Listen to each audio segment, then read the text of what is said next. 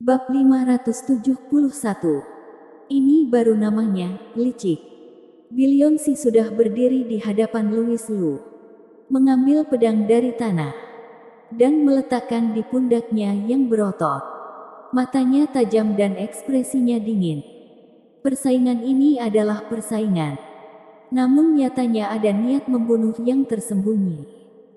Dan satu sisi ditakdirkan untuk berakhir dengan cara yang tragis.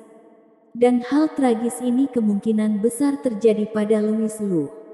Sampah aku ingin kamu melakukan beberapa trik. Tapi sekarang paman sedang dalam suasana hati yang buruk. Tidak punya ruang untuk menyesal. Billionsi masih marah seperti sebelumnya tidak bergerak.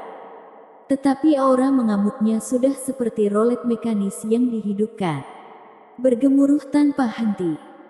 Murid-murid sekte pedang yang berdiri berhadapan dengan Billionsi menyaksikan pertempuran itu. Meskipun mereka terpisah jarak jauh dengan Louis Lu berdiri di tengah, masih merasakan sesak di dada dan sesak napas. Mata tajam Billionsi penuh dengan penindasan. Hanya satu pandangan akan membuat orang terengah-engah.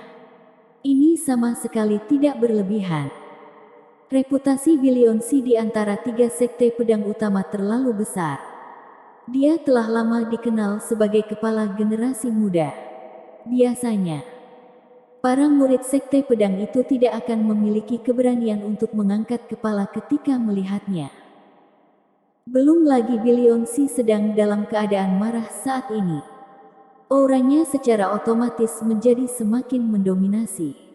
Terlebih lagi, suasana hati Billionsi kali ini bahkan lebih mudah tersinggung daripada saat dia melawan Negi Liao barusan. Saat melawan Negi Liao, Billionsi selalu bercanda menekan Negi Liao sepanjang waktu, tanpa banyak amarah. Tapi kali ini berbeda. Mungkin itu karena anjing gila Louis Lu barusan benar-benar membuatnya marah. Jadi emosi Billionsi sangat luar biasa. Dan ini cocok dengan cara ilmu pedang Billionsi. Semakin marah dia, semakin ganas seni pedang gilanya. Louis Lu sebaliknya, jauh lebih tenang. Berdiri di sana tanpa mengucapkan sepatah kata pun. Mengenakan topeng. Dan tidak bisa melihat ekspresinya dengan jelas. Hanya tatapan matanya yang sangat acuh tak acuh. Jika bukan karena kepercayaan hati, siapa yang bisa begitu tenang?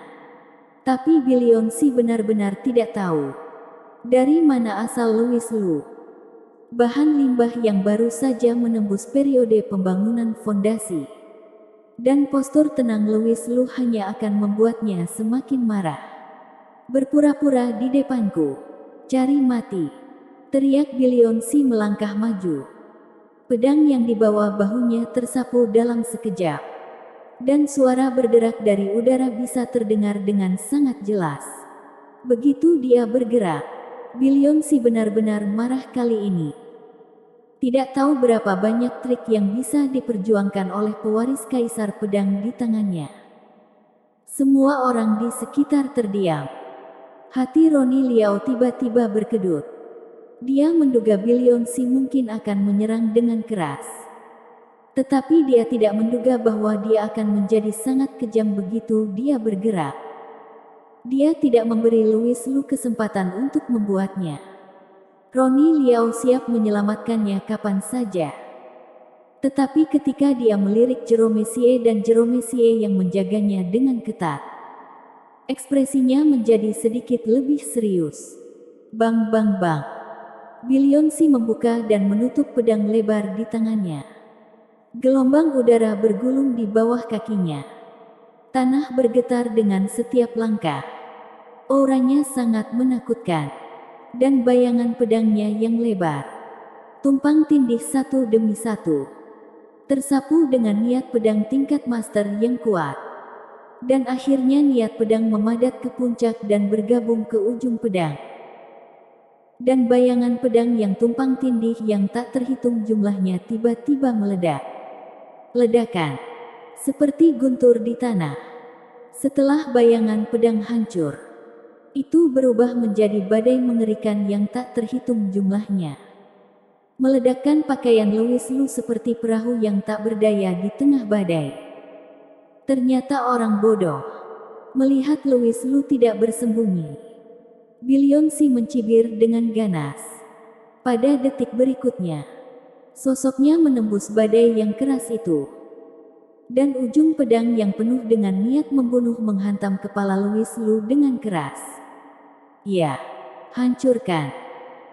Salah satu cara favorit Billionsi untuk mempermalukan orang adalah dengan menggunakan pedang beratnya yang kuat untuk menghancurkan lawan.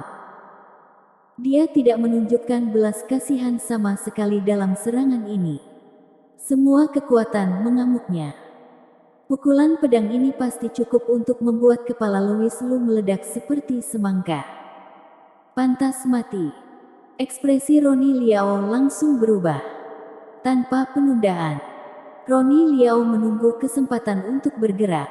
Namun, saat dia hendak bergerak, dua aura yang tidak lebih lemah darinya ditembakkan dari dua arah berbeda, menguncinya dengan kuat. Tuan Liao mengapa khawatir? Apakah kamu tidak memiliki kepercayaan pada penerus Kaisar Pedang? Suara Jerome Xie yang agak dingin tiba-tiba terdengar. Fone Zuang juga berkata, haha Master Sekte Xie benar. Penerus Kaisar Pedang pasti memiliki keunikannya sendiri. Bagaimana dia bisa dikalahkan dengan begitu mudah? Billionsi membantu Louis Zhang mendorong potensinya hingga batasnya. Kata keunikan digunakan oleh Roni Liao untuk memuji Louis Lu sebelumnya. Tetapi sekarang ketika dikatakan oleh Fone Zuang, tampaknya sangat ironi. Roni Liao sangat cemas dan berkata dengan marah, kalian berdua bajingan. Jika sesuatu terjadi pada Louis Zhang, aku. Sebelum dia selesai berbicara, dia tiba-tiba berhenti. Pada saat yang sama, Jerome Xie dan Fone Zuang juga terkejut. Karena di tengah medan yang dilanda badai, situasi sepertinya sedikit berubah.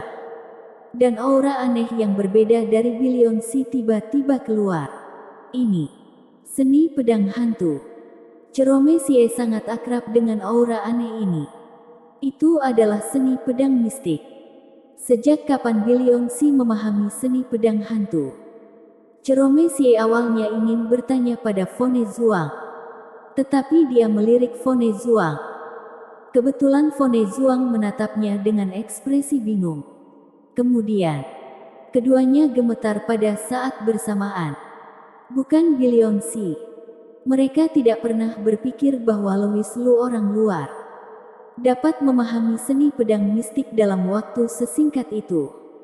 Lalu dari mana datangnya aura yang aneh ini? Faktanya aura aneh ini dipancarkan oleh Louis Lu.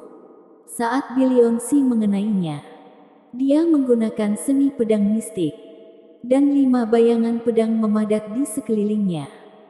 Tujuan melakukan ini secara alami adalah untuk melarikan diri. Seni pedang mistik bisa dibilang curang, yang tidak terduga. Hanya dalam beberapa hari, Louis Lu bisa menguasainya. Pada saat ini, dia tampak berubah menjadi pedang. Ketika bayangan pedang muncul, sosoknya juga mengelak, menghindari serangan Billionsi. Ini baru namanya, licik.